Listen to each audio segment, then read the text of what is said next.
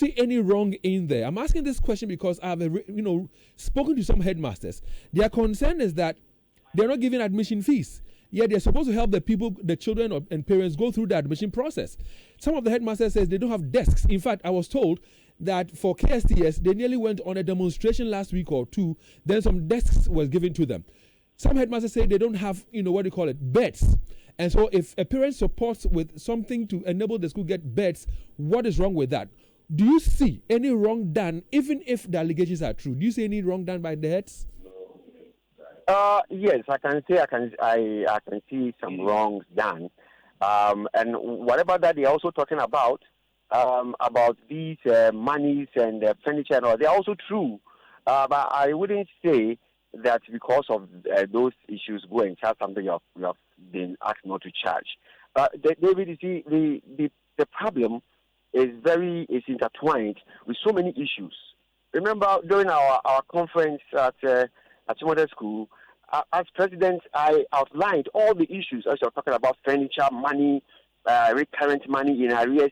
I outlined all of them, and the media picked them up, and discussions went on. We were called to speak to the issues and all. After that, everybody went to sleep. And now, you see, everything is now coming back to us. We are in the schools. We are taking care of the kids. And if you're not giving what we need to take care of them, the work becomes so difficult for us. Parents will come to your house. Maybe you send a student to one house. They say, this house is all painted. This house is this. This house is that. But we don't have the money to maintain the house. Okay? And we are struggling to ensure that these things are done in our schools. We have done so much well. The stress is too much on us. And we have been crying and crying out, and it seems nobody is listening to us. And we, as Ghanaians, are doing our best to ensure that these children will go to school. All right? And at times when I hear that, the heads cannot talk, we talk. Okay? We speak. All right? And we write on paper. If you like, look for the communique we issued. Look for my speech. Even when the president was sitting there, we said everything. We said we wanted to buy our own food. Nobody has spoken. Nobody.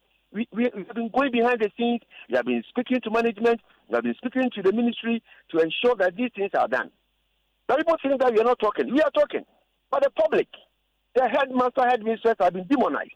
We think that, I have so many things on the prospectus. Let's try to save these parents from the shackles of the headmasters. That is not true.